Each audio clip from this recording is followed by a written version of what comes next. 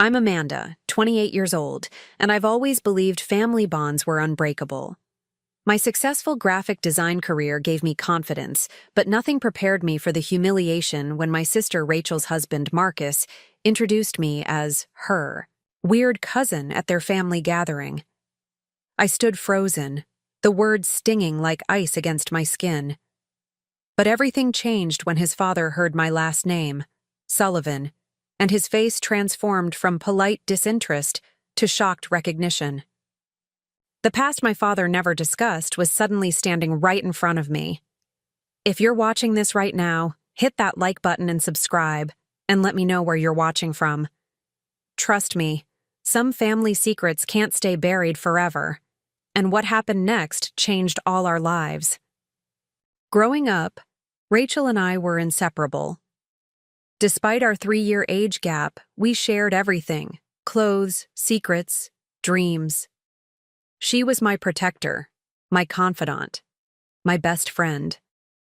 Our childhood home in Rochester was filled with laughter and shared moments.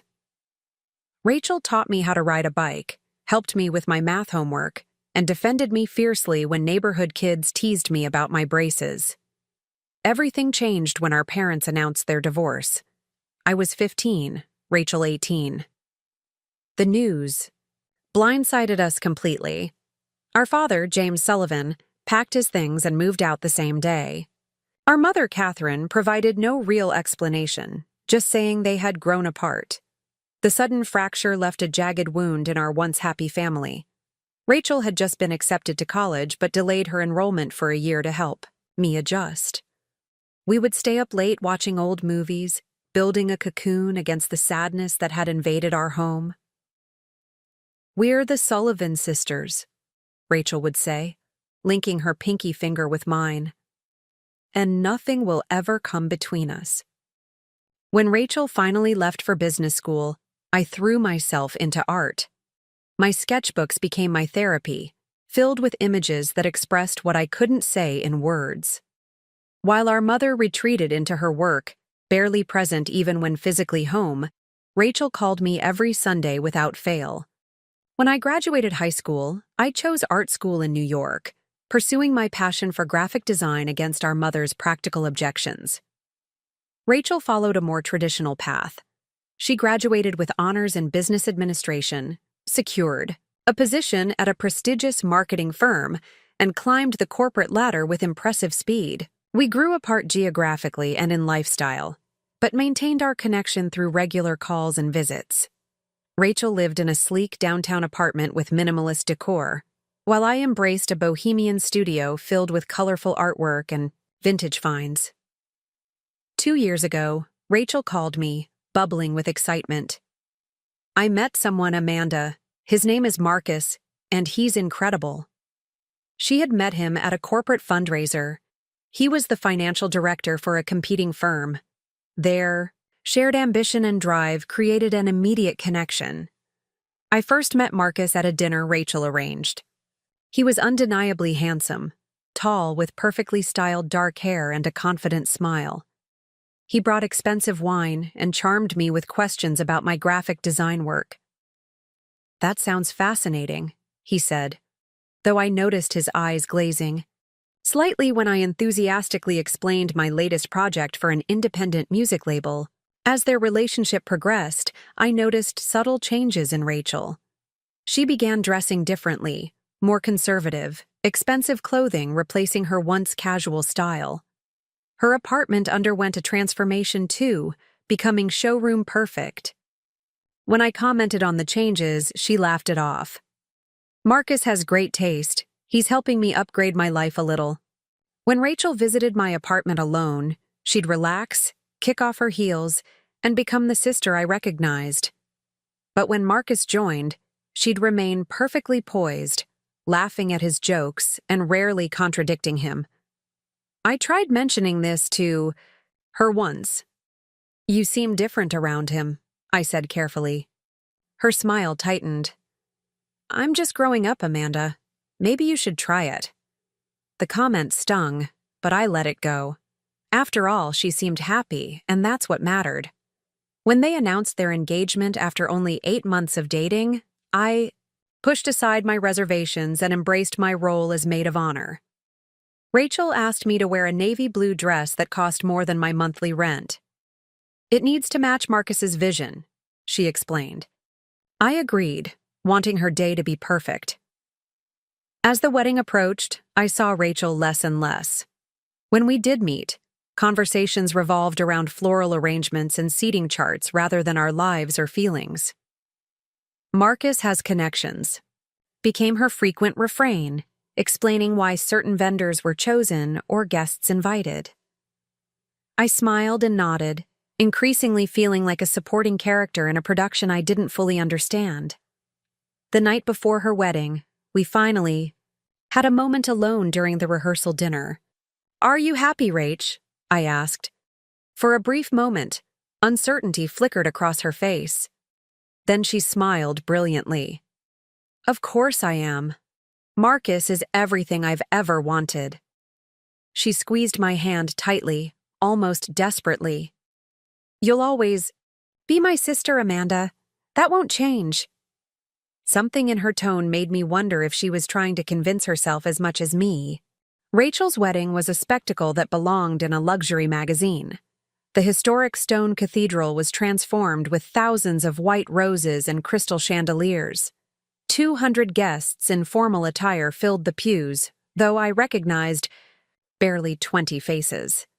The reception at the Grand Windsor Hotel featured a 5-course meal, an orchestra, and a champagne tower that stood taller than me. As maid of honor, I delivered a heartfelt speech about growing up with Rachel, sharing childhood memories and expressing my hopes for her happiness. While many guests dabbed at tears, I noticed Marcus checking his watch.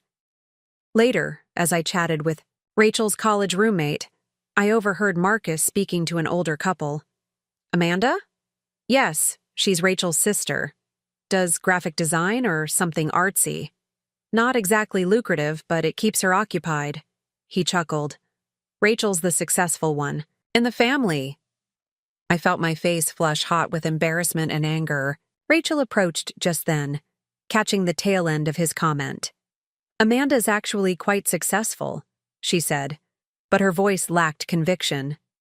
"She's designed campaigns for some impressive clients." Marcus smiled indulgently and changed the subject. I excused myself to the bathroom, fighting back tears. For Rachel's sake, I pushed the incident aside. They left for a 3-week honeymoon in the Maldives, and upon their return, moved into a newly purchased home in Brookhaven Estates, an exclusive gated community where properties started at $2 million. The Mediterranean-style mansion, with its manicured lawn and infinity pool, seemed to belong to strangers, not my sister and her husband. My first visit to their new home set the tone for our future interactions. Marcus answered the door, his smile not reaching his eyes. "Amanda, come in. Rachel's finishing a call. Try not to touch the walls in the foyer. We just had them painted with imported Italian plaster." I stood awkwardly in the center of the massive entryway, clutching my housewarming gift. A painting I'd created of the Rochester lakefront where we'd spent summers as children. When Rachel finally appeared, she hugged me warmly but seemed distracted. During dinner, Marcus dominated the conversation, discussing their neighbors, a state senator and a retired CEO, their upcoming vacation to Aspen, and their plans to renovate. The already perfect kitchen. When I mentioned a new client I was excited about, an environmental nonprofit, Marcus nodded dismissively. "Charity work is commendable, though not particularly sustainable as a business model," he commented. "Perhaps Rachel could introduce you to some of her corporate contacts for more stable opportunities." Rachel jumped in. "Amanda's quite passionate about supporting causes she believes in."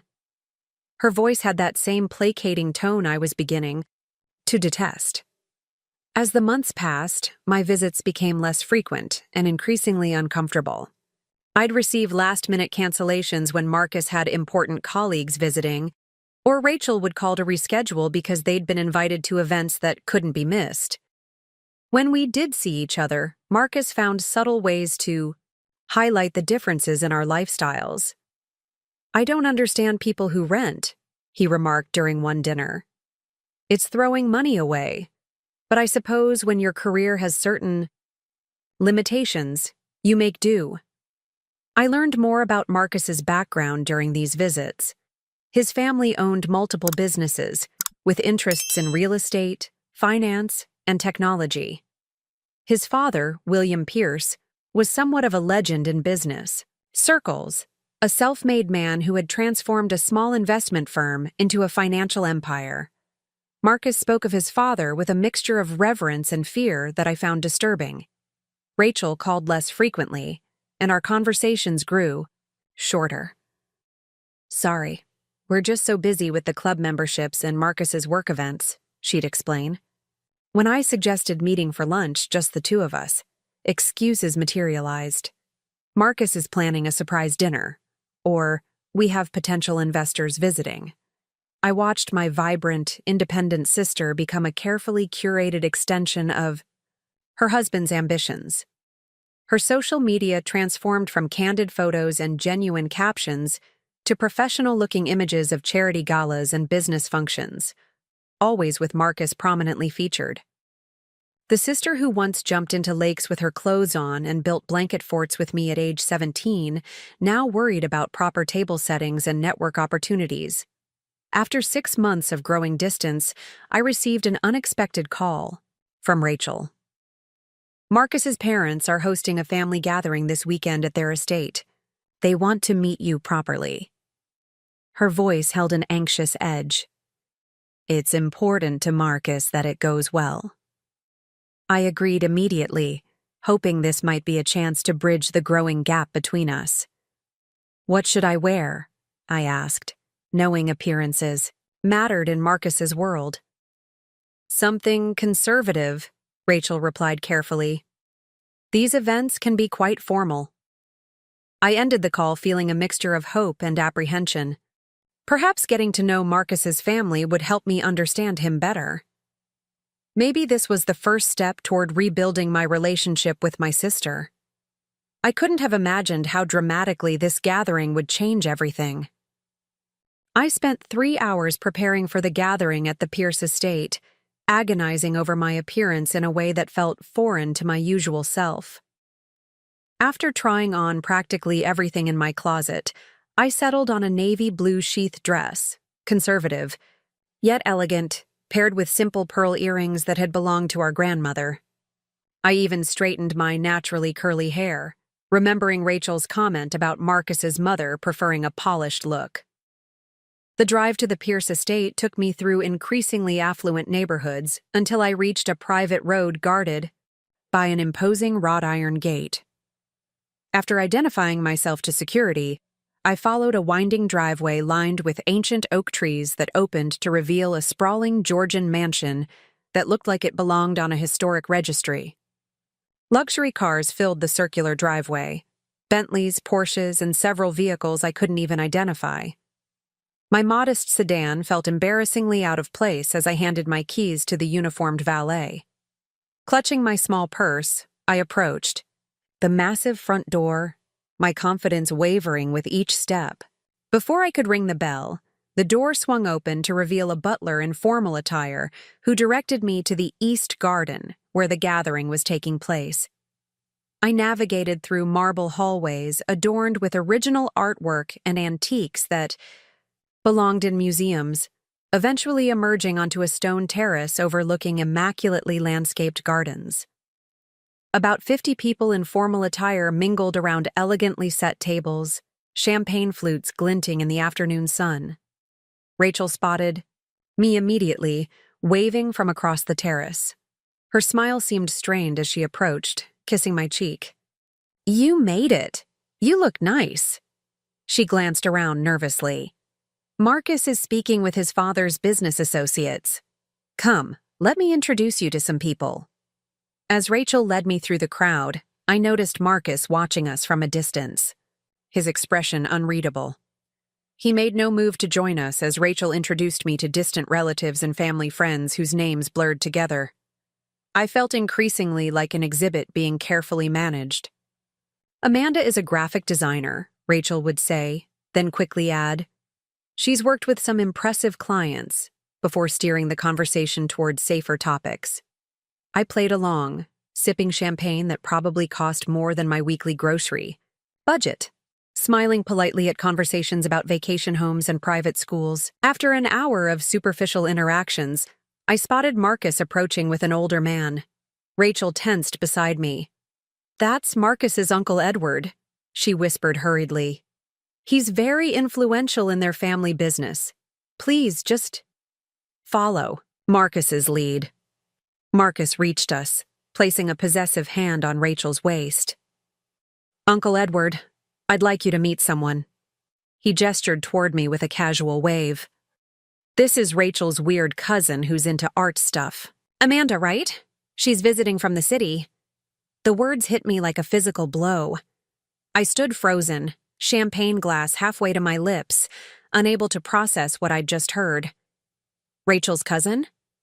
I looked at my sister, expecting her to correct him immediately, but she stared at the ground, her face flushed. Uncle Edward extended his hand. "Charming to meet you, Amanda. Any family of Rachel's is welcome here. Are you from Catherine's side or James's side of the family?" Before I could answer, Marcus smoothly interjected, "Catherine's side. Second cousin once removed, I believe. Amanda doesn't keep in close touch with the family, but we thought it would be nice to include her today." He smiled at me with a warning in his eyes. "I see." Edward nodded, clearly losing interest. "Well, enjoy the gathering. If you'll excuse us, Marcus, your father wanted to discuss the Singapore acquisition." As they walked away, I turned to Rachel, speechless with hurt and confusion. She grabbed my elbow, steering me toward a quiet corner of the garden. "I can explain," she whispered urgently. "Explain what?" I hissed. "Why your husband just introduced me as your cousin. Why you stood there and said nothing." Rachel's eyes filled with tears. "Please, not here. Can we just get through today? I promise I'll explain everything later." "No." I pulled my arm free. "I want to know what's happening right now. I'm your sister, Rachel. Your sister." Her tears spilled over. "Marcus told his family I don't have siblings," she confessed, her voice barely audible. "He said it would make me more compatible with their family structure. His parents are very traditional about certain things, and having a sister who's an artist didn't fit the profile he wanted to present." I felt like I'd been slapped. "So you just erased me? Turned me into a distant cousin because I'm embarrassing to him?" "It's not like that," she pleaded. "Marcus has worked so hard to impress his family. His relationship with his father is complicated. I was trying to support him and it just got out of hand." "Got out of hand?" I repeated incredulously. "Rachel, listen to yourself. This is insane. You're allowing your husband to deny my existence because I don't fit his perfect image." "Please understand." She grabbed my hands. "Just go along with it for now. We can figure this out later. I can't cause a scene today. His father's biggest clients are here." I pulled away, a hollow feeling spreading through my chest. "I don't even know who you are anymore. The sister I grew up with would never have allowed anyone to treat me like this." "Amanda, please," she begged, tears streaming down her face. "I'm leaving," I said, turning away. "Call me when you remember who you really are." I headed toward the house, intending to find my way back to the front entrance. As I crossed the terrace, fighting back tears, a distinguished older man with silver hair and piercing blue eyes, unmistakably Marcus's father from the family resemblance, stepped into my path. "Leaving so soon?" he inquired, his voice commanding but not unkind. "I don't believe we've been introduced. I'm William Pierce." "Amanda Sullivan," I replied automatically, extending my hand despite my distress. "I was just on my way out." William Pierce's handshake faltered mid-grip. "Sullivan," he repeated, studying my face intently. "Any relation to James Sullivan by chance?" The unexpected mention of my father's name momentarily pushed aside my hurt. "Yes," He's my father. William's expression transformed, color draining from his face. James Sullivan from Rochester, who worked in financial services about 20 years ago. Yes, I confirmed, increasingly confused by his reaction. Do you know my father? William glanced around quickly, then gestured toward a nearby door. Perhaps we should continue this conversation privately. Would you mind? Curiosity overrode my desire to leave. I followed him into what appeared to be a wood-paneled study, with leather-bound books lining the walls and a massive desk dominating the space. William closed the door behind us. I apologize for the abruptness, he said, his commanding presence suddenly subdued. Your name caught me off guard. James Sullivan and I were business partners many years ago. Business partners? I repeated, stunned. My father had never mentioned any connection to the Pierce family. I don't understand. William moved to a cabinet, pouring himself a glass of amber liquid. Would you care for a drink? I suspect you might need one for this conversation. I declined with a shake of my head, too bewildered to maintain social niceties. My father never mentioned knowing you. A bitter smile crossed William's face. No, I don't imagine he would have. He took a long sip before continuing. James and I founded Pierce & Sullivan Financial Services in 1998. We were quite successful initially, two young men with big ambitions and complementary skills. My mind reeled. My father had worked as a middle management accountant for as long as I could remember, never mentioning founding a company or a partnership. What happened? I asked, suddenly connecting this revelation to my parents' divorce and my father's subsequent withdrawal. William's face grew grave. James discovered financial irregularities in our company accounts, significant discrepancies that implicated me in fraud and embezzlement. I sank into a nearby chair, unprepared for this revelation. You stole money? Yes, William admitted, surprising me with his candor. I made some poor investments personally and began using company funds to cover my losses. James discovered it during a routine audit and confronted me privately. William paced the room, seemingly lost in recollection. I panicked. I had political connections, influential friends. Instead of admitting guilt, I used those connections to turn the accusations back on James. I falsified documents, bribed officials, and created a paper trail that made it appear James was the guilty party. My heart pounded as pieces of my childhood suddenly realigned. You framed my father? I did, William acknowledged, his voice hollow. James lost everything, his reputation, his career, eventually his marriage. The scandal was hushed up through more bribes and favors, but in financial circles the damage was done. No reputable firm would hire him. I thought of my father's sudden departure from our home, his subsequent struggle with depression, the modest apartment he'd moved into, the accounting jobs he'd taken far below his qualifications. All this time, I'd never known the real reason behind our family's collapse.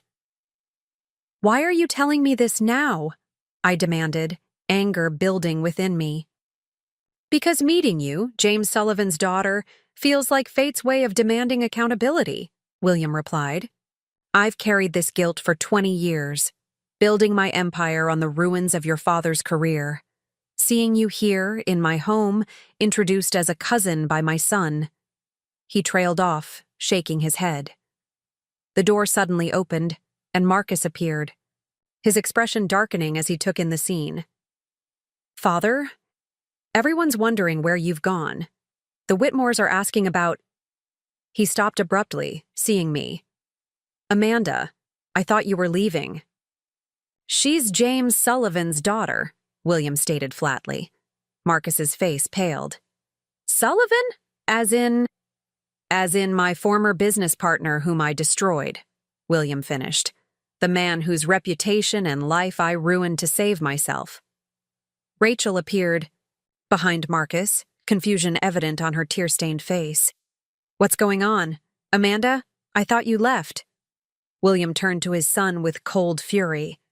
Would you care to explain why you introduced James Sullivan's daughter as Rachel's weird cousin today?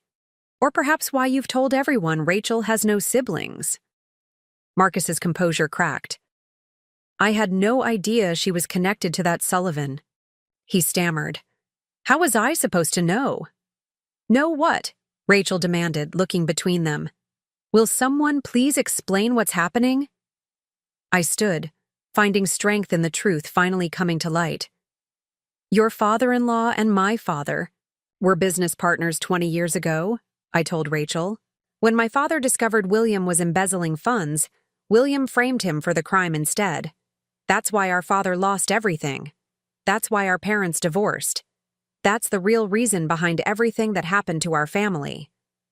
Rachel's hand flew to her mouth, her eyes wide with shock. Is this true? She asked William. Every word, he confirmed grimly.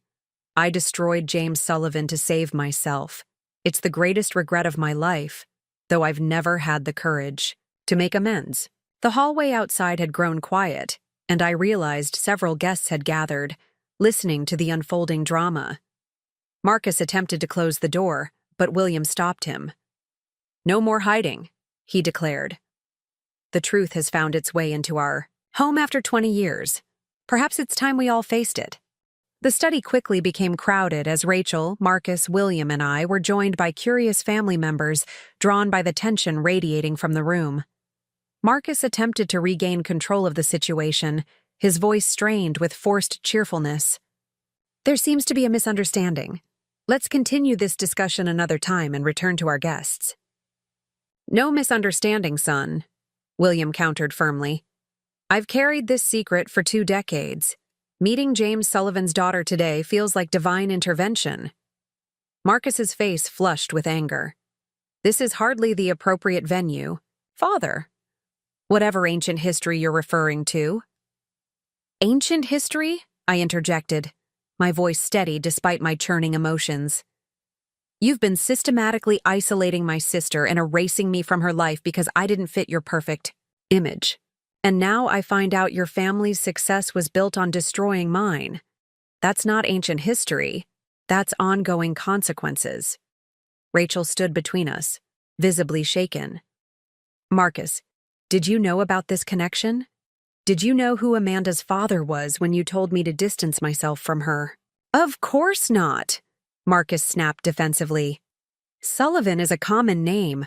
How could I possibly have made that connection? William addressed his son with cold precision. Whether you knew or not is irrelevant. What matters is that you deliberately misrepresented Rachel's family to ours, going so far as to introduce her sister as a distant cousin today. That requires an explanation and an apology. Marcus straightened his tie, struggling to maintain his composure as more family members gathered in the doorway. I was simplifying Rachel's background to align with our family values. Having a sister who lives a bohemian lifestyle could have complicated things unnecessarily. Apologize to Amanda, William demanded. Now. Marcus turned to me with a tight smile that didn't reach his eyes. I apologize if my introduction caused any offense. It was merely a misunderstanding. A misunderstanding? Rachel repeated incredulously. You've been telling me for months to limit my contact with Amanda. You criticized her career, her apartment, even her friends. You called her a liability to our social standing. That wasn't a misunderstanding. It was deliberate. I glanced at my sister with newfound respect as she continued, her voice growing stronger. You told me your parents valued family image above everything. You said they wouldn't approve of Amanda's artistic lifestyle. You made me believe I was protecting our relationship by distancing myself from my own sister. Marcus's Uncle Edward stepped forward from the gathered crowd. Is this true, Marcus? Because your father and I have never expressed any such sentiment. We've always valued genuine family connections over appearances. Backed into a corner, Marcus's facade finally cracked. You don't understand the pressure I've been under. Father's legacy is impossible to live up to. Everything has to be perfect. Rachel's background needed polishing to fit with our family's standing. I pulled out my phone, my hands shaking with purpose. "I'm calling my father," I announced. "He deserves to know what's happening here." William nodded solemnly. "You're right. It's long overdue." I stepped into a corner, dialing my father's number. When he answered, his voice brought tears to my eyes. A voice that had once been confident and strong, now perpetually tinged with weariness. "Dad," I said, my voice breaking. "I'm at the Pierce estate. I'm with William Pierce right now. He told me everything about your partnership, about what really happened." A long silence followed, then my father's voice, barely audible. "Amanda, why are you there?" "Rachel married William's son," I explained quickly. "Dad, William has admitted what he did to you. He's admitted it in front of his entire family." Another pause, then a shaky breath. "After all these years, I never thought—" "Will you speak with him?" I asked gently. After a moment's hesitation, my father agreed. I passed the phone to William, who accepted it with a grim expression. "James," he began, his voice thick with emotion, "there are no words that can adequately express my remorse for what I did to you. I destroyed your life to save my own, and I've lived with that knowledge every day since." The room fell silent as William listened to my father's response, nodding occasionally, his face etched with shame. After several minutes, he handed the phone back to me. "He wants to speak with you," William said quietly. I stepped out onto the terrace for privacy. My father's voice was unsteady but resolute. "Everything William said is true, Amanda. He framed me when I discovered his embezzlement. I lost everything, my reputation, my career prospects, eventually your mother. The stress and shame were too much for our marriage." "Why didn't you ever tell us?" I asked, tears flowing freely now. "What good would it have done?" he replied sadly. "I had no proof, no way to clear my name. I thought it better that you and Rachel believe I was simply a failed businessman rather than a victim of fraud who couldn't defend himself." "Dad, William seems genuinely remorseful. He admitted everything in front of his entire family." 20 years too late, my father said bitterly, then sighed. "But I suppose some accountability is better than none." When I returned to the study, I found Rachel confronting Marcus with renewed strength.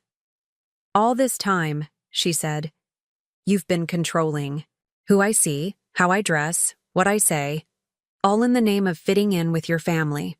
And now I learn that your family's success came at the expense of mine. Did you ever really love me, Marcus? Or was I just another acquisition to complete your perfect image?" Marcus's response was telling in its inadequacy. "Of course I love you, Rachel. Everything I've done has been to secure our position in society. Can't you see I was protecting you?" "Protecting me?" Rachel laughed incredulously. "You were protecting yourself, your image, your insecurities. My sister was right. I don't even know who I am anymore." I stepped forward, standing beside Rachel. My father confirmed everything William said. The Pierce fortune was built on the destruction of James Sullivan's reputation. William addressed the gathered family members solemnly. "What Amanda says is true. Our family's initial success was founded on my betrayal of an honest man. I've spent 20 years running from that truth, building an empire on a foundation of lies." Marcus made one last desperate attempt to control the narrative. "Father, this is hardly the time or place." "It's exactly the time and place," William interrupted. "James Sullivan's daughters are in our home. The truth has finally caught up with us. And I, for one, am glad of it." The revelation sent shockwaves through the Pierce family gathering. As the full story emerged, the facade of perfect family harmony that Marcus had so carefully cultivated began to crumble before our eyes. 2 weeks after the revelation at the Pierce estate, I found myself sitting across from Rachel at my small kitchen table. The circles under her eyes spoke of sleepless nights, but there was a new clarity in her gaze that had been missing for too long. "Marcus is still insisting it was all a misunderstanding," she said, cradling her coffee mug. "He claims he had no idea about the connection between our families." "Do you believe him?" I asked carefully. Rachel stared into her coffee. "I don't know what to believe anymore, but I do know that whether he knew or not doesn't excuse how he's been treating us both." The fallout from the confrontation had been swift and far-reaching. William Pierce had called my father the day after the gathering, arranging a private meeting to begin making amends. Meanwhile, Rachel had moved temporarily into the guest room of their mansion, keeping her distance from Marcus as she processed everything. "Dad called me yesterday," I told her. "He said Williams offered financial restitution, a significant sum plus interest for all these years. Dad's considering it, but says money can't restore 20 years of his life." "He's right," Rachel I agreed softly. "No amount can make up for what happened to our family." The following weekend, William organized a dinner at a neutral location, a private room at an upscale restaurant downtown. My father agreed to attend, as did Rachel, and Marcus came as well, though his presence was clearly unwelcome. The tension was palpable as my father and William faced each other across the table, two men whose lives had been irrevocably intertwined through betrayal and its aftermath. My father looked older than his 60 years, his once commanding presence diminished by decades of fighting for professional scraps and rebuilding a life from ruins. "I've brought documentation," I announced, placing a folder on the table. After speaking with my father, I'd retrieved boxes of old papers he'd kept stored in his basement, evidence he'd never been able to use to clear his name. "These are copies of the original financial records my father preserved, showing the discrepancies he discovered 20 years ago." William nodded solemnly. "I don't need to see them, James. We both know what they contain. I've prepared a formal statement admitting my actions, along with documentation of the financial restitution I'm offering," Marcus interjected, his voice tight with controlled anger.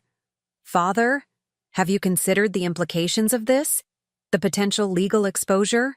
The damage to our reputation?" "I've considered nothing else for 20 years, William replied sharply.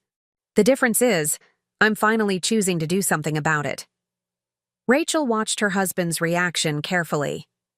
"Is that all you care about, Marcus? Your reputation? What about doing what's right?" "Easy for you to say," Marcus snapped. "It's not your family legacy at stake." "No," Rachel responded quietly. "My family legacy was destroyed 20 years ago. I'm just now learning the truth about it."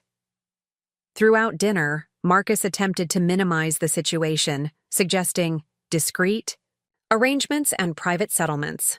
Each suggestion was met with increasing coldness from both William and my father. "I'm not interested in further secrets," my father stated firmly. "The truth has been hidden long enough."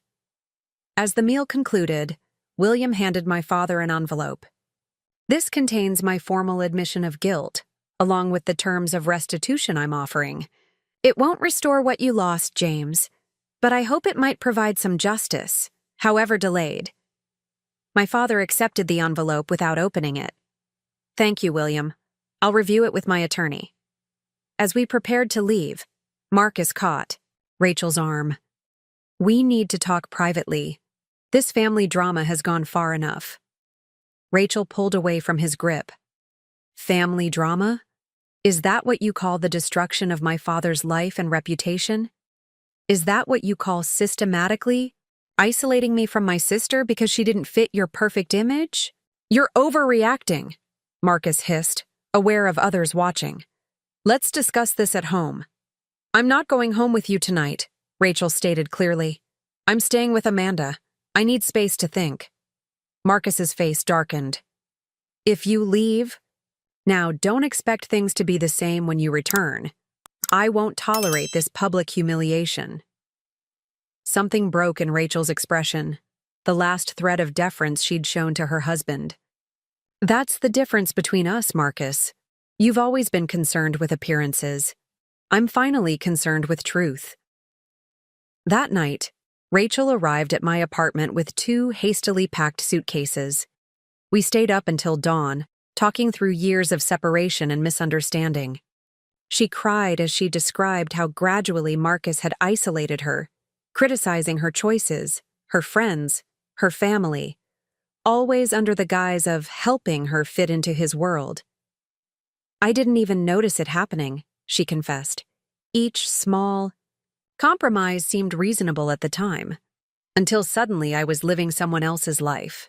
The next morning, my father joined us for breakfast, the first time the 3 Sullivan family members had been together in years. As we shared memories and began rebuilding our bonds, Rachel received multiple calls and texts from Marcus, which she ignored. When she finally answered, putting the call on speaker, Marcus's tone had shifted from demanding to placating. "Rachel, darling, I think we've all overreacted. Come home so we can talk this through like adults." "I am talking like an adult," Rachel replied steadily. "I'm with my family, my real family, and I'm not coming home right now." "This is about your sister poisoning you against me," Marcus accused, "and your father's ancient grudge against my family." "No, Marcus. This is about me finally seeing clearly who you are and what our marriage has been based on. I need time to decide what happens next." Marcus's voice hardened. "If you choose your family over me, there will be consequences. I have excellent lawyers. Rachel, remember our prenuptial agreement?"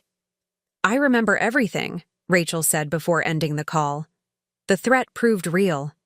The following week, Marcus filed for divorce, citing irreconcilable differences and family interference. His legal team moved aggressively to enforce the prenuptial agreement Rachel had signed, which would leave her with minimal financial support. William, true to his new commitment to making amends, intervened. "I won't allow you to punish Rachel for my sins or your own failures, Marcus," he told his son during a tense meeting. "If you proceed with this vindictive approach, I'll ensure she has the best legal representation money can buy, funded by me." The statement drove a deeper wedge between father and son, but it changed the dynamics of the divorce proceedings. With William's connections and resources supporting her, Rachel found herself on more equal footing. As weeks turned into months, the truth about the Pierce-Sullivan history became more widely known in business circles. William made no attempt to hide his past actions, even speaking candidly in an interview with a financial publication about "the worst mistake of my career and my life." The Pierce family business weathered the storm, though Marcus's standing within the company and social circles diminished considerably. Rachel moved permanently into my spare bedroom, rediscovering parts of herself that had been suppressed during her marriage. I watched my sister emerge from Marcus's shadow, her natural confidence and warmth returning as she began planning her future on her own terms. "I'm thinking of starting my own marketing consultancy," she told me one evening as we shared takeout on my small balcony. "Focusing on small businesses and nonprofits, the clients Marcus always dismissed as not worth our time." "You'd be amazing at that," I encouraged her. "And I know a graphic designer who might help with branding." Rachel laughed, a genuine, unguarded sound I hadn't heard in years. "I was hoping you might say that. The Sullivan sisters taking on the business world our way." For the first time since that fateful family gathering, I felt hope blooming, not just for my relationship with Rachel, but for our entire family's healing. 6 months after the confrontation at the Pierce estate, the world looked dramatically different for the Sullivan family. My father, with William's public acknowledgement of the truth and the substantial financial settlement, finally had his name cleared. After 20 years of living under a cloud of implied guilt, the validation brought him a peace I hadn't seen since childhood. "I never thought I'd see this day," he told me over dinner at his apartment, which he was now planning to leave for, "a more comfortable home." Not the money, though that helps, but having the truth acknowledged.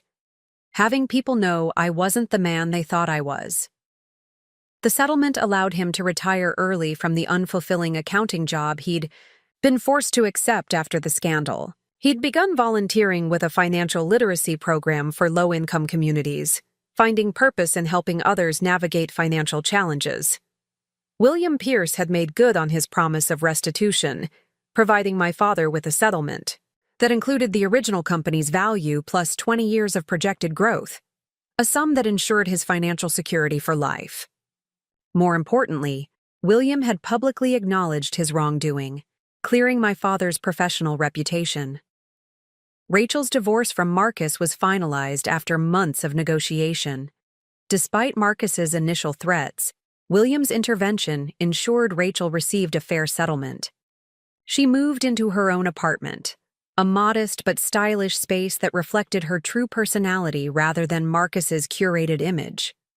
With my guidance and support, Rachel launched Sullivan Marketing Solutions, focusing on small businesses and nonprofit organizations. Her experience at large corporate firms combined with a genuine passion for helping mission-driven organizations created an immediate niche for her services. Within months, she had a growing client list and had hired 2 employees. I never realized how much energy I was spending trying to be someone else, Rachel confessed, as we collaborated on a project. It's exhausting to constantly monitor your words, your appearance, your opinions. Being myself again feels like breathing after being underwater. My own graphic design business flourished unexpectedly from the connections made through this ordeal. William, in his efforts to make amends to our family, had introduced me to several legitimate business contacts. Unlike Marcus's dismissive attitude toward my artsy career, these connections respected my work on its merits, leading to several significant contracts. The most surprising development came when William suggested a family dinner, not at the Pierce estate, but at a neutral restaurant that would include both families. My father hesitated initially but ultimately agreed. Holding on to anger serves no purpose now, he reasoned. William has acknowledged the truth and made what amends he can. The rest is just living forward. The dinner was understandably awkward at first. William and my father, once young business partners with bright futures, now sat across from each other as men whose lives had taken radically different paths because of one terrible decision. William's wife, Eleanor, seemed genuinely distressed upon meeting my father, having believed for years that her family's wealth had come through entirely legitimate means. I had no idea, she told my father quietly. I should have questioned more, looked deeper. I'm truly sorry for what my husband's actions cost your family. Marcus declined to attend, unsurprising given his continued resentment toward Rachel and our family. According to William, Marcus had been removed from his executive position in the family business and given a less prominent role, a consequence of his behavior toward Rachel and his handling of the family crisis. As the evening progressed, conversation gradually eased. We didn't pretend the past hadn't happened, but we acknowledged that healing could begin. William spoke openly about his regret and the weight he'd carried for 20 years. I built an empire on a terrible lie, he admitted. All the success, all the accolades, they were tainted by what I did to James.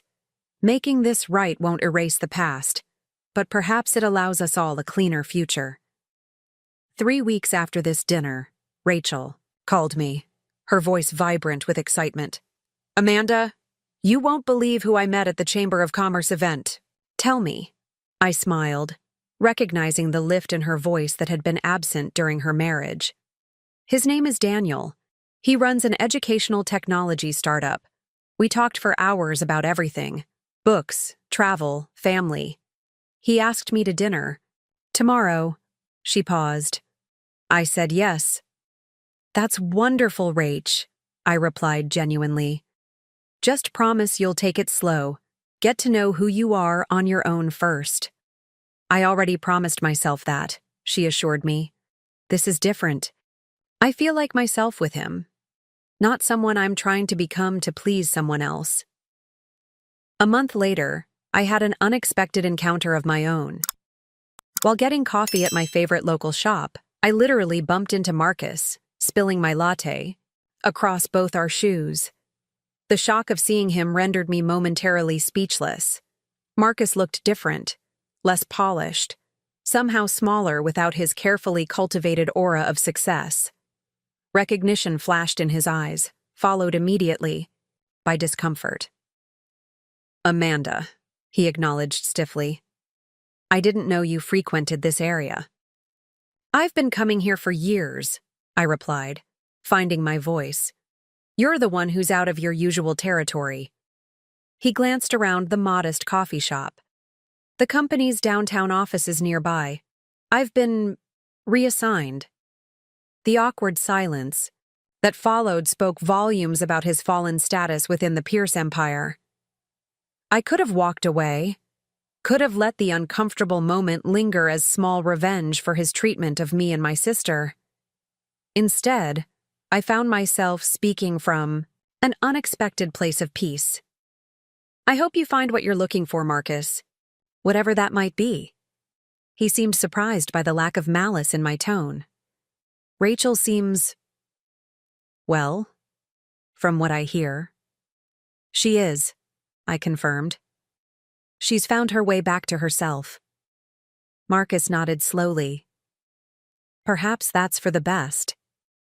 He hesitated, then added, "For what it's worth, I didn't know about my father and yours. That part wasn't calculated." "But everything else was," I replied simply. He didn't deny it, and we parted without further conversation.